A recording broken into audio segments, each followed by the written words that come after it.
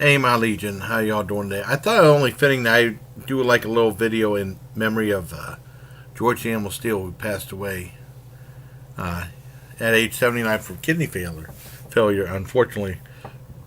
Now, whenever I started watching wrestling, professional wrestling, back when I was in second grade, yeah, and I'll be honest, I got to do a video saying I've lost interest in WWE. But I mean, this is about George Animal Steel. I remember they had a real low budget wrestling. That might have been when it was called Worldwide Wrestling Federation, or the WWF, I think. I don't remember the name of the thing because I mean, and then in '79 they had like the bigger budgeted syndicated show WWF at the time, and this was more low budget wrestling. I remember it used to be on the summer on CBS, well, the local station, local CBS affiliate, for like an hour on Saturday afternoons.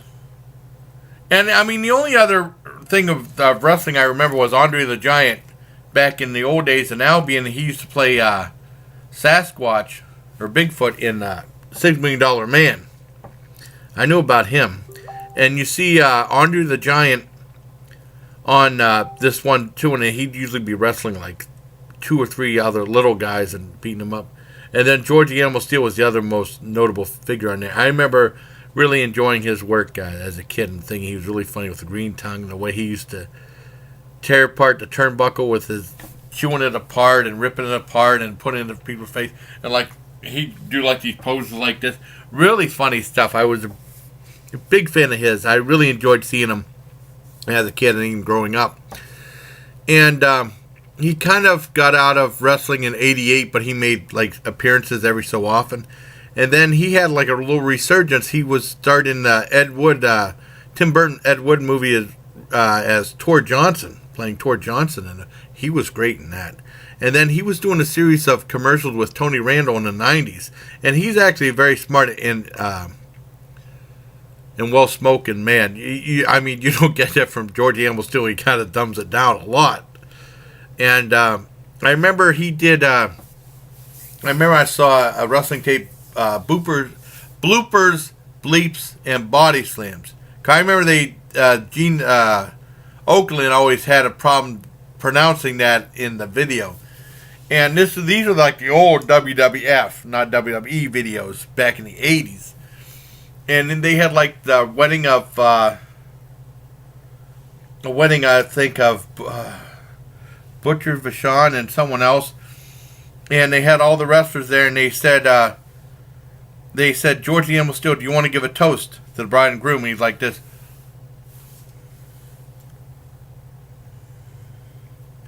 And he ponders it for like a minute, and he goes, pumpernickel, pumpernickel, pumpernickel. That's the kind of humor. It was really funny. I really missed that stuff. And he was great. He was really funny, but very articulate. He actually went to college. He had a bachelor's degree.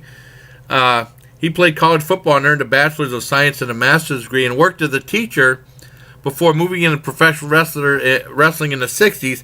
And he joined WWE, which was then called WWE. Well, no, WWF in 1967.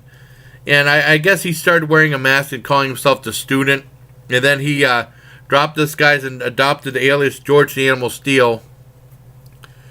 And like I said, he was a good guy. And then he moonlit during wrestling also as like a football coach and a teacher still. And apparently he passed away Thursday night from kidney failure. His wife told TMZ. And he's been in and out of hospice care since last April. Real shame and a tragic loss, losing someone as great as George Animal Steel. And he will definitely be remembered, and my thoughts and prayers go out to his family and millions of fans out worldwide. And I just want to say this for you, George Animal Steel.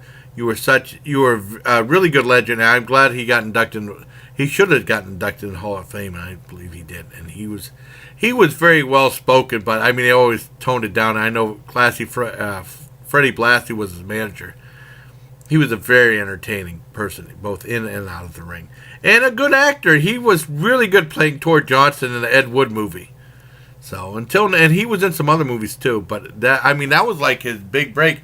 And then, like I said, he did those commercials with Tony Randall for, I don't know if it was from computers or something like that. I can't remember. So until next time, bye, please. Take care, my legion. And he was born in Detroit, Michigan, too, I believe. All right, take care, everybody.